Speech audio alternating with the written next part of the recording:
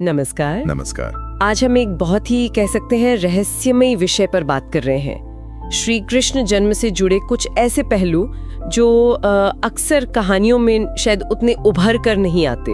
हाँ बिल्कुल, हमारे पास ये जो स्रोत है श्री कृष्ण जन्म के अनसुने रहस्य, इसमें काफी ऐसी बातें हम सब कथा तो सुनते हैं, पर उसमें कई परतें हैं जिन पर ध्यान कम जाता है। सही।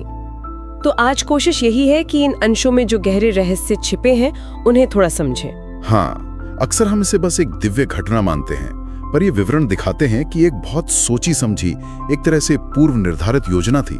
अच्छा, जैसे कि कहाँ से शुरू करें? वो कारागार वाली रात से ही लेते हैं। अच्छा। हम सुनते हैं कि दरवाजे खुल गए, पहरेदार सो गए। हाँ, ये तो प्रसिद्ध है। पर बात शायद इससे थोड़ी और गहरी है। इन अंशों के मुताबिक उस रात सिर्फ भौतिक बंधन नहीं टूटे थे। ओके। आकाश में ग्रहों की एक बहुत ही खास स्थिति बनी थी, जिसे कुछ ज्योतिष विशेषज्ञ योगेश्वर योग कहते हैं। योगेश्वर योग, ये क्या होता है? ये कोई साधारण ज्योतिषीय घटना नहीं। ऐसा योग कहते तब बनता है जब कोई बहुत बड़ी दिव्य चेतना पृथ्वी पर उतरने वाली हो। ये एक संकेत था कि जन्म लेने वाला बालक वो साधारण नहीं होगा, उसका उद्देश्य बड़ा होगा, धर्म की पुनर्स्थापना जैसा। वाकई योगेश्वर योग, ये तो अद्भुत जानकारी है। जन्म से पहले प्रकृति ब्रह्मांड सब तैयार थे। बिल्कुल। और एक और बात जो इसे महज संयोग नहीं बनाती, बल्कि एक दैवीय संकल्प, वो ये कि जन्म से ठीक पहले माता देवकी और पिता वासुदेव दोनों ने अलग अलग होते हुए भी एक ही सपना देखा था। एक ही सपना? हाँ, सपने में भगवान विष्णु ने स्वयं दर्शन देकर कहा था कि वो उनके पुत्र के रूप में आ रहे हैं। तो ये दिखाता है कि ये घटना कितनी पूर्व नियोजित थी। ये बात तो मैंने पहले कभी इतने साफ तौर पर नहीं सुनी थी। अच्छा, फिर कारागार से निकलने के बाद यमुना नदी वाला पड़ाव आता है। हाँ, यमुना का। हम तो यही सुनते हैं कि नदी ने रास्ता दे दिया, लेकिन इन स्रोतों में कुछ और है। हाँ, रास्ता तो दिया, वो ठीक है, लेकिन उसके पीछे का भाव वो ज्यादा महत्वपूर्ण है। इन विवरणों से लगता है कि यमुना का जल सिर्फ वासुदेव और बालक कृष्ण को जाने देने के लिए नहीं थमा था। तो फिर यमुना देवी, जो स्वयं भगवान की भक्त मानी जाती हैं, उन्होंने असल में उनके चरण स्पर्श करने की इच्छा से अपना जल स्तर बढ़ाया था। वो लहरें मानो भगवान के चरणों को छूने के लिए ऊपर उठ रही थी। अच्छा। और जब वासुदेव टोकरी में बालक को लेकर पार कर रहे थे, तो बालक कृष्ण के पैर टोकरी से बाहर निकलकर यमुना के जल को छू गए।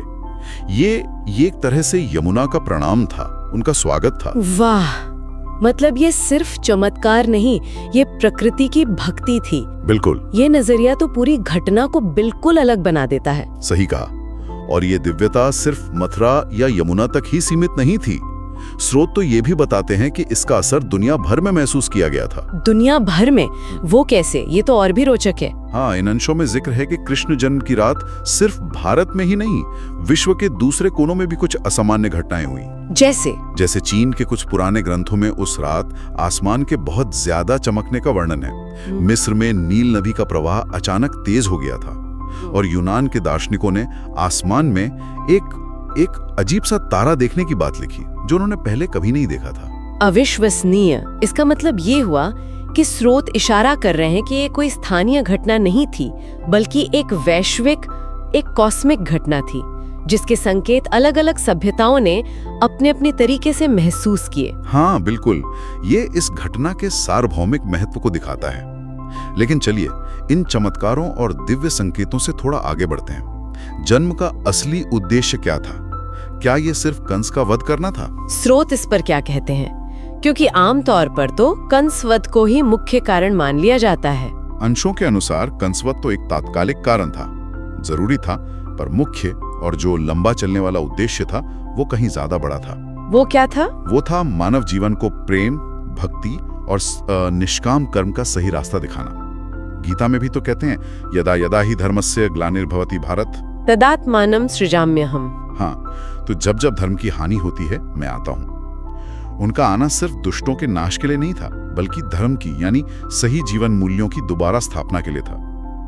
उन्होंने अपने जीवन से सिखाया कि असली खुशी, असली आनंद बाहरी चीजों में नहीं, बल्कि ईश्वर से प्रेम, दूसरों के लिए करुणा और अपने कर्तव्यों को ठीक से निभाने में है। तो इन सब बातों से गुजरते हुए ये साफ होता है कि श्री कृष्ण का जन्म सिर्फ एक ऐतिहासिक या पौराणिक घटना नहीं है, इसमें कितने गहरे रहस्य, संदेश और सार्वभौमिक संकेत छिपे हैं। ये हमें कहीं न कहीं ये भी याद दिलाता है कि मुश्किल समय में भी उम्मीद और दिव्य सहायता हमेशा होती है, किसी न किसी रूप में। और इसका व्यवहारिक मतलब शायद यही है कि जन्माष्टमी का असली उत्सव सिर्फ बाहरी पूजा पाठ या रीति रिवाज नहीं, बल्कि अपने अंदर कृष्ण के सिखाए गुणों को जगाना है। प्रेम, निस्वार्थ सेवा, कर्तव्य निष्ठा, समभाव, इन सब को अपने जीवन में लाना है। बिल्कुल सही कहा। इन विवरणों के आखिरी में एक बहुत सुंदर बात लिखी है, असली जन्माष्टमी तो तब है जब कृष्ण का जन्म हमारे अपने हृदय में होता है।